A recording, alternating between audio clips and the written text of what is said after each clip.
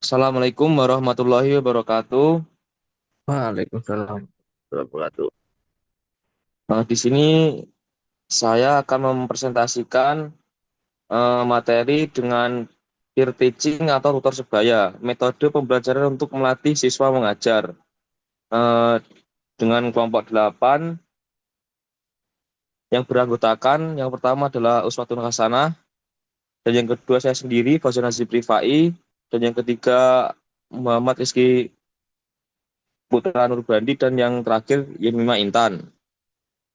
Selanjutnya, pendahuluan. Guru menggunakan beragam metode pembelajaran untuk menciptakan suasana belajar yang efektif, kondusif, dan menyenangkan.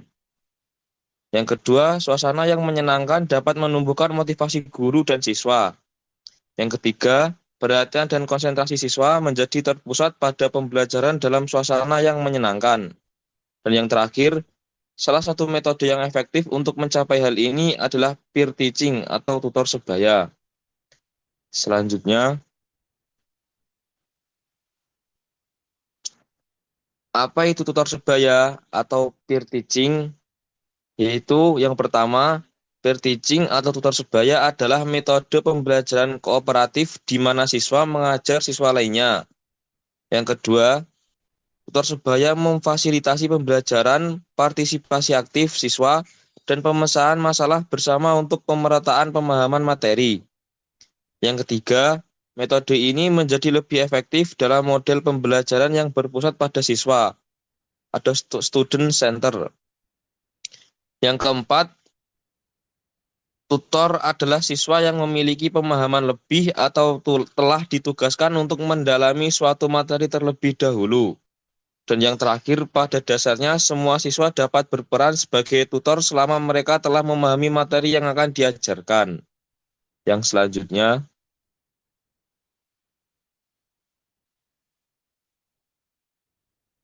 definisi menurut para ahli.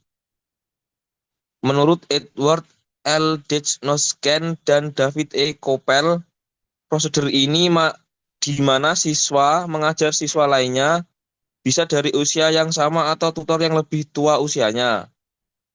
Yang kedua adalah Winarno Surakmat, sebuah pendekatan kooperatif yang membina rasa saling menghargai dan pengertian antar peserta didik yang bekerja bersama. Dan yang terakhir adalah Kuswaya Wihardit, seorang siswa panda yang membantu belajar siswa lainnya dalam tingkat kelas yang sama. Yang selanjutnya, manfaat tutor sebaya. Yang pertama adalah bagi siswa, tutor meningkatkan rasa bangga dan belajar dari pengalaman bagi tutor.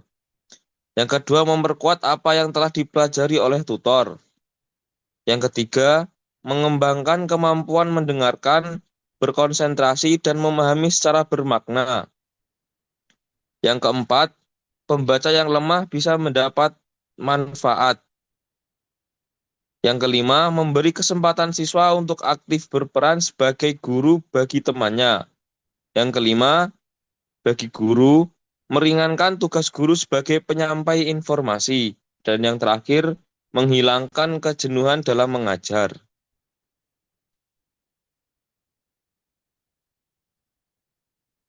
Yang selanjutnya,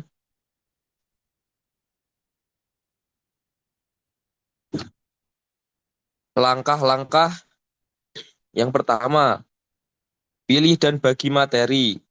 Pilih materi yang dapat dipelajari mandiri dan bagi menjadi beberapa submateri.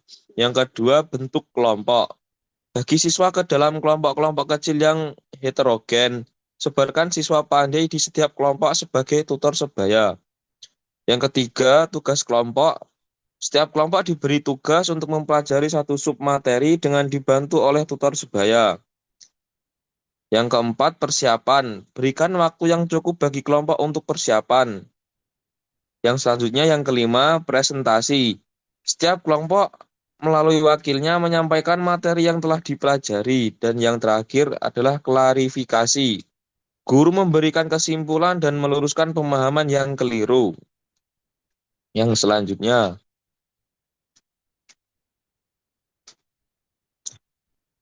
Yaitu adalah langkah-langkah implementasi model 2 Saiful Bahri Jamaroh. Yang pertama, buat pernyataan, bagikan kartu dan minta setiap siswa menulis satu pertanyaan mengenai materi pelajaran. Yang kedua, acak dan bagikan. Kumpulkan kartu acak dan bagikan kembali ke siswa. Pastikan tidak ada yang menerima pertanyaannya sendiri. Yang ketiga, jawab pertanyaan.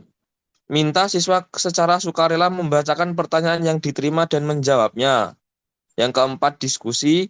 Setelah jawaban diberikan, minta siswa lain untuk menambahkan atau mendiskusikannya. Dan yang kelima, lanjutkan. Terus lanjutkan dengan sukarelawan berikutnya. Yang selanjutnya, kunci keberhasilan tutor sebaya. Yang pertama, tujuan yang jelas. Mulailah dengan tujuan yang jelas dan mudah dicapai, serta jelaskan kepada seluruh siswa. Yang kedua, persiapan. Siapkan bahan dan sumber belajar yang memadai. Yang keempat, fokus dalam kegiatan. Pusatkan kegiatan pada keterampilan yang akan dilakukan oleh tutor dan berikan latihan singkat kepada mereka. Yang keempat, pemantauan. Lakukan pemantauan terhadap proses belajar yang sedang berlangsung.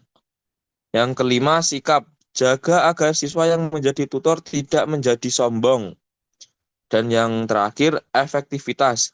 Lebih efektif digunakan pada kelompok kecil maksimal 20 orang agar penyampaian informasi lebih menyeluruh dan mudah difahami. Yang selanjutnya, kesimpulan. Tutor sebaya peer teaching adalah metode pembelajaran kooperatif yang menjadikan siswa sebagai pusat pembelajaran. Yang kedua, metode. Metode ini bertujuan untuk memudahkan proses belajar, meningkatkan partisipasi aktif, dan mencapai pemahaman materi yang merata di antara siswa. Yang ketiga, dengan persiapan yang matang dan implementasi yang tepat, tutor sebaya dapat menciptakan proses belajar yang lebih kondusif, menyenangkan, dan efektif. Dan yang terakhir, pada akhirnya metode ini tidak hanya bermanfaat bagi pemahaman akademis siswa, tetapi juga melatih keberanian dan kemampuan mengajar mereka. Sekian presentasi dari saya. Kurang dan lebihnya saya mohon maaf. Wassalamualaikum warahmatullahi wabarakatuh. Wah,